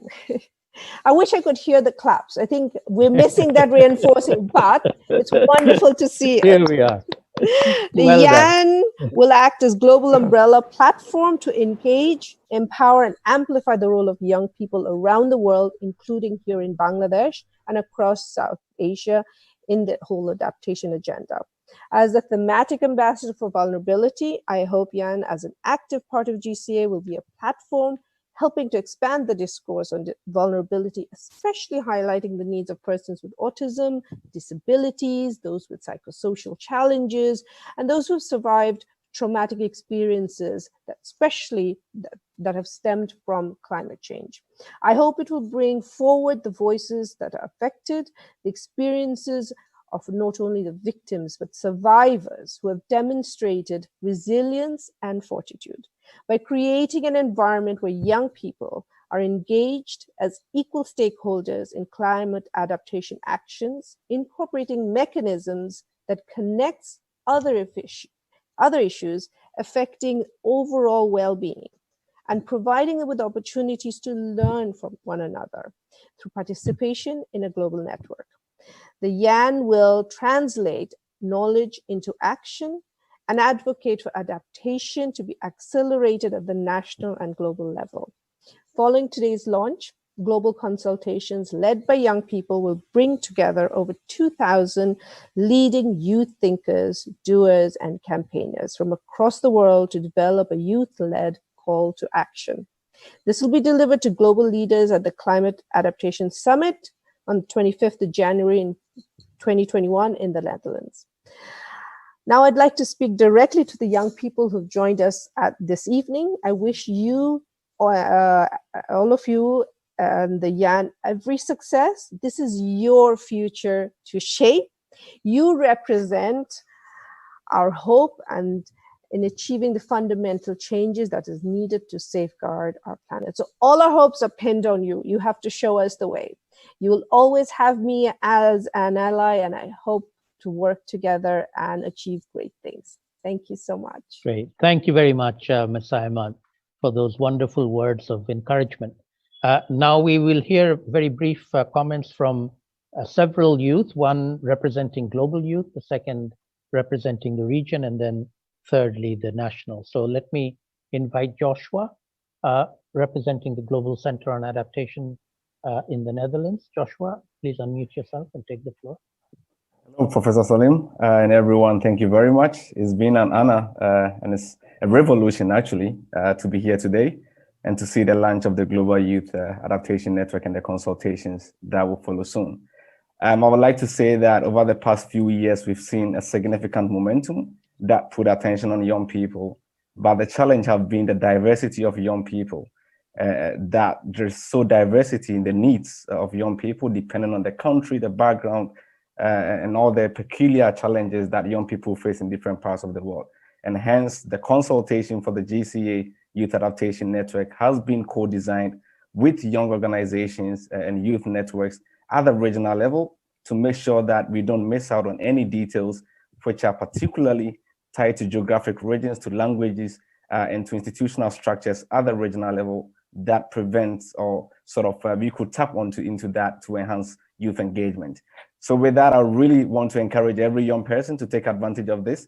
We're holding consultations at the regional level and even a particular consultation for indigenous groups all around the world, which we're working together with regional partners and existing youth organizations. And here I would like to re-echo what Professor Patrick said earlier, that we want to build up upon existing structures and make sure that we don't reinvent the wheels, which means that existing youth networks get in touch. Let's see how we can work together to enhance the work you do, but also really make sure that we don't miss out on accelerating adaptation action, which we know that if we don't meet these actions, there'll be a huge lifelong impact on young people. So thank you very much. And we look forward to seeing a lot of young people in the consultations and sort of building this network together. Thank you. Thank you very much, Josh. And let me now invite Ms. Archana Sareng, who is from India. She is the UN Secretary General's Youth Advocacy Group person. Archana, if you are with us, please unmute yourself. Johar. Hello everyone, and congratulations to the government of Bangladesh and the Global Center of Adaptation team. I'm very glad and happy and overwhelmed to join here, and such an amazing panel and speakers and enriching learning it has been. And as United Nations Secretary Generals, while formation of the Youth Advisory Group on Climate Change, said that the young people have been leading the path in terms of combating climate crisis and also giving solutions in terms of climate action. And that is how he invited us to give ideas, perspective, and solution for climate action. And that is why I feel our role and responsibility is to reach out to all the youth globally, and specifically because I am from the continent of Asia, reaching out to the youths here and getting their voice and perspective to the UN. Along with that, it is also our responsibility to reach out to all the stakeholders involved in the process of climate action and how collaboratively we can work towards climate action. There are few interventions from my end on this beautiful and amazing occasion, as this is a landmark event. So I strongly feel when we talk about youth engagement, it is very, very important that we create safe spaces where the youth can voice out their perspective and ideas. And I feel that ownership is of the entire society, and each one of us need to play a role in that. Talking about the indigenous communities, I strongly feel that the traditional knowledge and practices of the indigenous communities needs to be documented, preserved, and promoted, because we need to learn from them the adaptation techniques and make sure that we are voicing it out globally, and for which documentation is very important. And I'm very happy that Global Center for Adaptation has been tremendously working on this regards. Third, I would like to say it is very important to create an environment for dialogue where there is intergenerational learning, because I strongly believe that it is us together who can bring in change and act towards climate action. So it is stakeholders from the margin and from the mainstream who need to come together, sit, learn, share experiences, and collectively develop a climate action strategy. So best wishes from my end, and I'm very happy and would reach out to all the youth, and you have all the support of the Youth Advisory Group on Climate Change. Thank you very much, Archana. Very, very nice of you to say so. Now I'd like to invite Sohanur Rahman, who's the coordinator of the Youth Net for Climate Justice in Bangladesh. Sohanur, if you're on the line, please unmute yourself and take the floor. Thank you, Dr. Hawk, and Her Excellency Saima Wasat Hossain, Community Ambassador Climate Environmental Forum, and good evening. As youth representative, I am highly honored to join this forum and very exciting the launching event of Global Youth Adaptation Network. I am grateful to the organizer for inviting me this high-level forum and this launching ceremony. The young people are very valuable asset for prosperity and sustainable development for every nation, and the youth of Bangladesh is no exception. That these eager and enthusiastic minds can and should be channeled towards adaptation and climate resilience. It was really fascinating to see the recent involvement of young women and men on climate change issues in Bangladesh by the outstanding leadership of the Honorable Prime Minister Sheikh Hasina. Among the key policies developed by the government are focus on community-based adaptation, increasing resilience at the community level, and capacity building is crucial approaches to sustainable development for Bangladesh. We young people are in the front line for adaptation and resilience effort. By Youth Net for Climate Justice platform, we are trying to involve Bangladeshi youth in inclusive manner, like youth with disabilities, girls, and adolescents with climate change related activities through various innovative approaches. In Region International Youth Day, we have launched a coastal youth action hub for 19 coastal districts to supporting youth-led solution and innovation. By this network, we can support these coastal young people who are in the front line fighting with climate crisis in the ground level. So we have a strong connection with Fridays for Future, a global movement led by Greta Thunberg, and also we are Tomorrow Global Partnership Netherlands. Bangladesh government has acknowledged our contribution by providing Joy Bangla Youth Award 2018, handed over by Honorable Prime Minister, IT Advisor Mr. Shozin Wajer. In conclusion, I am therefore delighted to launch today the Global Youth Adaptation Network. It is an outstanding initiative engaging young people as an active partner of the GCA. We want to be heart of the Global Adaptation Center. As a critical barrier to most youth initiative needed support, mostly financial and technical. The Global Youth Adaptation Network can catalyze the youth into identifying appropriate assistance and guidance needed to approach key stakeholders and prosper feasible solution, amplifying their voice and mobilize their peers into making real change. The network can explore youth idea and most importantly to support them become actors that take climate action by increasingly investing in the youth and ensuring their participation.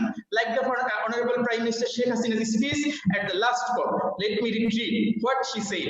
Our children will not forgive us if we fail to ensure their future. Every moment, the cost of our inaction is devastating every living person on earth. The time is at this now. Climate justice, right here, right now. Thank you all. নিরাপদ বিশ্ব সবুজ অরণ্য নিশ্চিত করবে দুর্জয় তারুণ্য। Thank you. Thank you, Sohanur. Dhonnabad. Khub sundor bolecho. Now I'd like to invite our last speaker for this evening, who is Ruhi Rusaba Jahan from the National Youth Program of the Bangladesh Scouts. Ruhi, please unmute your mic and take the floor. Oh, thank you so much. Assalamu alaikum, honorable moderator and distinguished guests. I'm Ruhi Rusaba.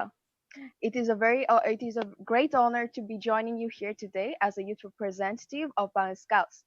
Scouting as a movement has always put significant importance on nature as it is one of the basic elements of the Scout method, and nature has forever been the playground for all our activities. So it is a given that for the conservation of nature and to fight global warming, Scouts are constantly taking positive and sustainable actions. For over 30 years, Bangladesh Scouts has been building proficiency of hundreds of thousands of scouts on the subjects of soil and water conservation, tree plantation, nature conservation, etc. And Bangladesh Scouts is always encouraging our efforts with badges and awards. Through programs like Our Tribe, Bangladesh Scouts has great plans for uniting youths to preserve, protect, and heal nature. Scouts Go Solar, Tide Turners Plastic Challenge, Champions for Nature challenges are going to open gates towards natural safety and protection. It has developed a trained disaster response team to stand beside the suffering humanity during natural calamities and disasters, along with UNDP in 2009, when Cyclone Aila hit us. BD Scouts distributed temporary shelter kits to more than 26,000 families in just 2 weeks. This is one of the great examples of the youth's strength in tackling and responding to these events. Even during this pandemic, while staying home, we youths make the best utilization of our time to counter the food shortage during and after pandemic. Our Honorable Prime Minister instructed every scout and scouter to use the spare spaces to create kitchen gardens. Accordingly, Bangladesh Scouts has taken the initiative and introduced the platform Scout Egg Grow with the motto Scouts Go Organic, to express our gratitude and commitment to the father of our nation and to celebrate the centennial anniversary of Bangabandhu Sheikh Mujibur Rahman. Bangladesh Scouts has taken the initiative to plant 1 million saplings. With almost 2 million scout members, Bangladesh Scouts is the biggest youth movement in this country to work relentlessly for the protection of nature under the great leadership of our Scout President Muhammad Abu Kalam Azad and our Chief National Commissioner Dr. Muhammad Mozammel Haq Khan. In this respect, we are committed to work as a partner for future initiative with the government.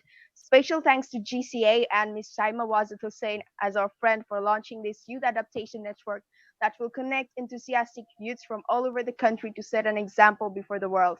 We hope Ms. Saima Wazid Hussain will be with us to encourage and make the dreams of the father of our nation a reality.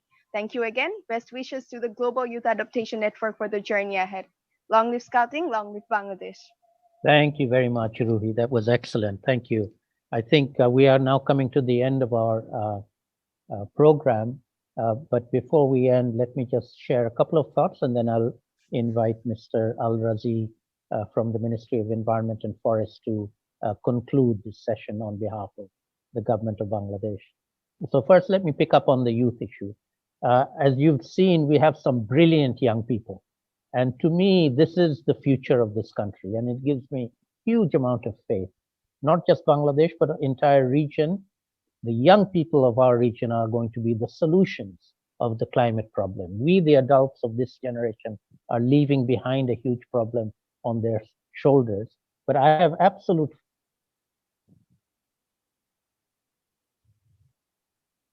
countries, but for the region and for the globe as well. So thank you all very much for joining us. We look forward to being with you in this journey to develop the consultations initially and then develop the Youth Adaptation Network going forward. Let me also just very quickly say what will happen next in terms of the next steps. I already mentioned that we will be following up with each of you. And again, apologies for those of you who are not able to be given the floor today. We will definitely want to get your views and inputs as we go forward. We'll be consulting more widely and bilaterally with many of you on the program for the GCA going forward. And the next sort of milestone, as you've already heard a number of times, is the Global Adaptation Summit that will take place on the 25th of January. It was originally supposed to be a one-day event in the Netherlands on the 22nd of October this year, but because of the pandemic, it got pushed back to the 25th of January. And it's no longer just one event in one place, but a series of anchor events over 24 hours, starting in the Pacific and then moving westward. One of those anchor events will be here in Dhaka in Bangladesh, organized by the GCA and by the government of Bangladesh. And we hope that it will be a focus on the locally led adaptation issue, which you've heard much about this time, which in Bangladesh we are very proud of being one of the world leaders in. And so that will be a place where we will bring all of these threads together on water, on infrastructure, on youth in particular at this global event.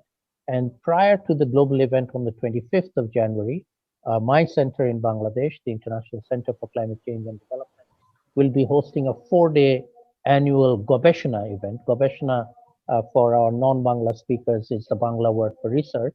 And we do an annual conference every January. This year, it will be from the 21st to the 24th as an online event. And many of the issues that we discussed today, we will have different sessions on them. So I invite all of the participants in this meeting to engage with us. I will reach out to you later separately and invite you to participate in that, maybe take on sessions if you wish to do that. So without further ado, from my side, let me thank all the speakers, all the participants for participating in this excellent event. I thought it was extremely useful and a good mix of people and very rich ideas shared with each other. And with that, I would like to invite Mr. Shamim Al-Razi, the Additional Secretary of the Ministry of Environment, to close on behalf of the government of Bangladesh. Mr. Al-Razi, please unmute yourself. Thank you very much, Mr. Salimul. Honorable Samia Wajid Hossain, Thematic Ambassador for the Climatic Vulnerable Forum, Professor Dr. Patrick Varkojen, Chief Executive Officer of Global Center on Adaptation, Professor Dr. Salimul Haq, Director, International Center for Climate Change and Development, and Senior Advisor of the GCA, and other distinguished guests, friends from the print, electronic media, and all other participants. This is my privilege to offer a vote of thanks in such a big gathering of so many scholars, climate activists, non-state actors as host of the inauguration program of the regional GCA at Dhaka, Bangladesh. I have been engaged with GCA Bangladesh since its inception, and today I feel so happy as I have seen that it has come into being. I extend my heartfelt thanks to all of you on behalf of Ministry of Environment, Forest and Climate Change, to all the participants present here and have worked behind the screen to implement the whole program. I express my deepest compliment to Honorable Prime Minister Sheikh Hasina for her constant support for building such a noble organization which will work on climatic change issues in the region. Distinguished guests, with the challenge of climatic degradation of new dimension has been added, we are now planning in such a way that always with the climate change, we had to consider the pandemic situation prevailing right at the moment, and at the same time we reached a universal agreement in Paris, and we are working based on this agreement. We realized we have to enhance our NDC ambition, and most of us are working in our NDC update. We are working on our national adaptation plan. At national level, we also working to make our adaptation initiative more effective to increase our resilience. We are looking forward to a post-COVID momentum again.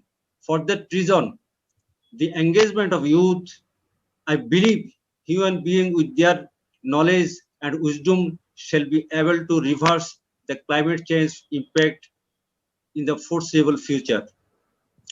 I consider the establishment of GCA Bangladesh Regional Office will improve our understanding of our adaptation challenges and help the region to overcome these challenges. Dear colleagues, in the field of climate, we have taken notes of all the comments, all the valuable comments that have been made, and especially the participation of the young generation. Really, we are encouraged and so much encouraged at their participation. And I am astonished to hear their very valuable comments. And we have taken notes of all these points which you mentioned, and we shall develop our next program or course of action on the basis of your comment which you have made. And with that, I want to conclude my session. And I once again want to pay my best compliment to Honorable Saima Wajid Hossain for her presence. This afternoon, our Honorable Prime Minister has just inaugurated the GCA, and it's now on track. And it is our duty, our means, we and the people who are with you, I mean you, to run it together in a right track and to make it effective. And Professor Patrick, he was with us all the time, and actually GCA Bangladesh is very much owed to him for its existence and coming to being. Thank you very much. And with that, I like to conclude. And with the permission of today's anchor, Professor Dr. Salimul Haq, he has given so many travel, so many pain to happen this session. Thank you all. Especially thanks to Scout people has joined with us, and other scholars, all of them. Thank you very much. And with that, I like to conclude. And once again, on behalf of my ministry, that is Ministry of Environment, Forest and Climate Change, I offer you a vote of thanks. Thank you very much. See you again. Thank you. Thank you very much.